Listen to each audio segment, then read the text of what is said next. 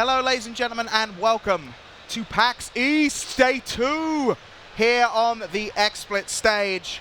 We're hanging out. We're looking at indie games all day because this is the Indie.XSplit showcase, and we are here to talk to indie developers. We're here to hang out, and we're here to look at awesome games. As I keep saying, only the best indie games are up here.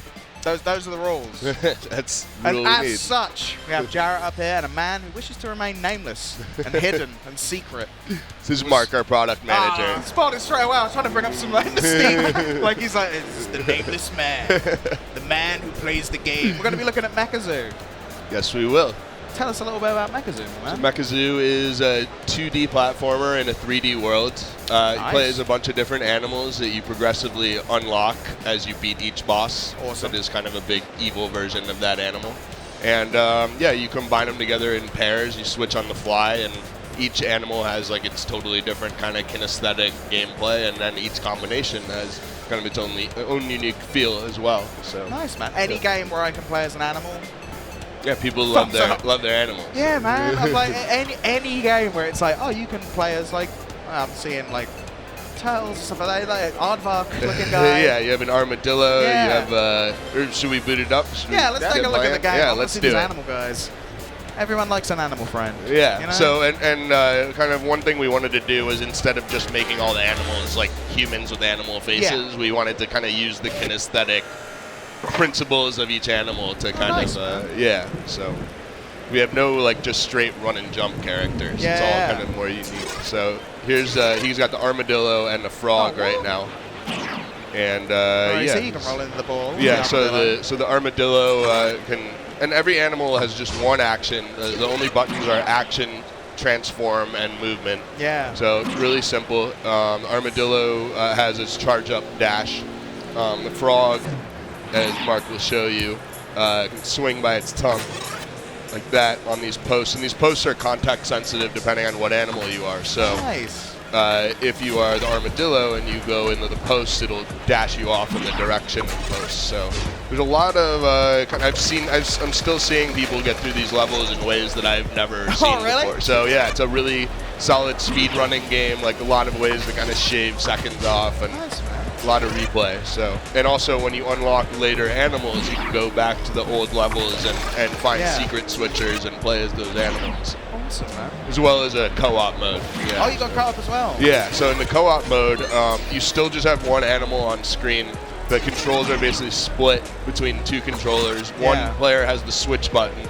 The other player has action and movement. So you can kind of steal control at any time. So one player press the switch button, they get control, and then the other player can take it back. So it kind of reveals a lot about your relationship with the person you're playing with. This really reminds me a lot of PS2 era platformers. Yeah, like not in its graphical style, this looks nicer than it would on a PS2. Right. But in terms of its aesthetic and stuff like that, it really reminds me of those sorts of, like Ratchet & Clank that's just come out, bringing sort of that revival back of those kind of platformers. Yeah, it's that cartoony, expressive vibe, you know. And we definitely were inspired by our favorite platformers growing up. The 16-bit, like first time I saw Donkey Kong Country, it just blew me away. Yeah, at the time it's just like, this is the best graphics you can ever have. So I mean, we're definitely aesthetically inspired by that. But like I said, there's no. It's one of those games that kind of looks familiar, but then you play it and it has a unique feel to it because, like I said, there's no just straight running and jumping characters. You have to combine the different characters. Like for instance, we have a wallaby that you'll actually see in a minute, just perpetually bouncing. Like without pressing anything, you're bouncing. Yeah. So then you have a panda that can butt stomp. So, but he can't jump by himself. So if you have the panda wallaby combo, you jump in the air with the wallaby, switch to the panda, butt stomp. So there's kind of a lot of subtle strategy. It's easy to pick up because the controls are simple, but you end up finding that there's a lot of depth. And as you watch people play, as you play yourself, you see like your skills improving dramatically as you go, which is a really nice thing. Yeah. So now we have a boss fight. Oh. So it's about to get reasonably real. It's about to get serious. In this situation right now. And this tiny frog has got to take on a boss. This poor guy. Well, him and his armadillo. Oh, and his buddy. So you got the combo. It's a combo of friends. Yeah. I instantly feel sorry for this frog. I'm just like, no. He's got the guts. Frog. So yeah, here's the evil wallaby boss. Oh, Wallaby. Wow, so Mark already got the first hit. He's very good at this. Okay. Showing off those Mekazoo skills, yeah. You're saying he's been practicing like all night. He's gone through it a couple of times. All night, just sitting there waiting. So I'm going to nail this. I love it. So our soundtrack also, we have a separate track for every level. We have an in-house composer. Just phenomenal, yeah. That really does make a lot of a difference, particularly for these sorts of games as well. Oh, like yeah. You hear the same music over and over. Yeah. And they're great. Like this got an electro swing feel to it. Like every world has kind of its own theme. So yeah, he's now the strategy kind of changes as he will now attempt to make the wallaby kill itself on that. Electric. He's just going to get really existential. It's a dark theme. Yeah, it's like, have you really thought about life, wallaby? It's like, well, I haven't. Well, there you have it. Oh, wallaby, no! But it's okay because that's only the exterior shell. Inside. Lies. I'm glad you thought about that because I was instantly like, oh, he's just a wallaby. And now he is just a wallaby. Now he is a buddy. So now you have the little receiving your new animal cutscene. And here he is. Oh, yeah. So it's almost like you're... Sorry, I'm too excited about animals. No, that's great. Animals, yay! But it's almost like you're setting them free. Yeah. Like it's almost like... It's kind of they're in a bad mood and then you're trying to, you know, whip them into shape a little bit. I don't go with Eggman. It's Robotnik. Yeah. I don't know. When I was don't a know. kid, Eggman is a funnier name. Eggman is a funnier name, but I was known as Dr. Robotnik. That sounds so cool. Robotnik works too. They kind of give off different vibes. So here, not that matters to this game. We have no Robotnik or Eggman in here. So this is the cavern world, which is our second world. And this is actually the second level of the cavern world. Nice. The first level of each world, you'll always have like a solo section with a new animal just to kind of get used to it. Yeah, like you can tutorialize it. Yeah, so now he has the wallaby and armadillo combo, which as you can see offers quite different gameplay style than when you have the armadillo and frog. And we kind of develop a visual language of terrain where, like you saw, it was pretty obvious right there that you needed to become the wallaby to jump off the wall. So visually, you're kind of signposting everything for the player. Right, yeah, and we don't use any like text. We don't want to handhold, and we feel like it's simple and intuitive enough to just kind of structure the levels. 100%. So so that you just learn. That will do that when you kind of like just stop you every second and tell you what to do. It's like I could have figured that out.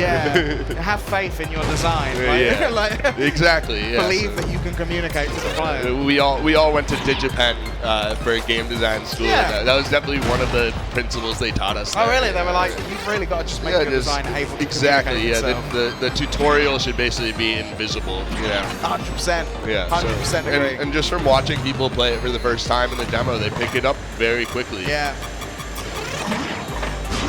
And then you can see in the HUD you have the enemy popping up. We have medals in the game where you get medals, which are kind of like our Mario stars to unlock new levels. Oh, nice. And for instance, that is like so you get a certain amount of medals, and that will.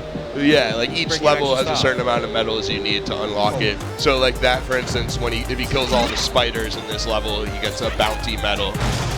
Each level has like its own separate, like specific enemy that you're supposed to kill all of, and then there's of course your speed run medal, your perfection medal for never dying.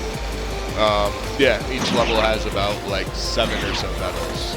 And then that's a diamond. You just found a secret area. Our diamonds are kind of our in-game currency. It's we have a shop where you can unlock different skins and different things like that. Oh, nice. So you can make your animal look as... Oh, yeah. There's a lot of customization. And we have some very interesting... Now, are we talking like clothing and hats? Somewhat, yeah. I mean, a lot of them are just... I would like clothing and hats. Oh, we do. We have like a steampunk theme. We have a disco theme where they all have afros. But then we also just have different colors, and you can switch the glow color and the like the plating color separately. So there's a lot of different combinations. Now. Make it glow. That's awesome, man. And if I can put a little hat on a frog. Oh yeah, no, it's charming. It is charming. 100%. Was that the whole demo? That was the demo. Yeah. Awesome, man. That looked really nice. Thank you. where can people find out more about this game? Like, when's it coming out? Do we know It's that? coming Can we get out it now? late summer. Okay. Yeah, still polishing it up, optimizing. We're going to make it perfect. Hey, and Chris. It'll be on PS4, Xbox One, PC, Mac, Linux, eventually Nintendo console. I was about to say everything except Nintendo. It will be on a Nintendo console. I like that it's Nintendo console. Yeah, that's all Whatever we'll that say. ends up being It at is this all we're gonna stage, say we don't for now. know. Right. But yeah. Hey, Chris, That's we have a awesome, question man. from the chat. Where One can people gentleman go wants to find out know more about it. how You long could go to development time is. goodmoodcreators.com. That has a lot of info on it. Or you Nice. can always just Google Mekazoo game. You know, you can go to our Twitter. Good Mood Creator. Yeah, Good Mood Creator. Nice. And yeah. So There's plenty to see. I say, will people be able to get their hands on it early or anything like that? Like, no, we're doing a just doing straight release. Yeah, it Nice. comes out when it comes out. That's always good. Yeah, trying to keep it old school. Yeah, exactly. Yeah. Well, thank you so much for joining us, guys. Thank you. It's been a pleasure. But stick around, ladies and gentlemen. We're going to have more games coming up for the whole day. It's PAX East, and I can reveal right now that our crew has actually shown up. Bravo, ladies and gentlemen. They're here. Look at him. He's shaking his head like, oh, no. We've been here for like 2 hours. They were out partying last night. That's right. We know John Marshall, who's one of the guys It is in PAX. charge at XSplit. He's going to be sitting at home, and he's just heard me say that. He's going to be ripping parts of his hair out. Like, what? They're in trouble now. Thank you so much for joining us, guys. We'll be back very soon. We've got all sorts of indie games coming up, so stick around. We will see you very soon, ladies and gentlemen. Take care.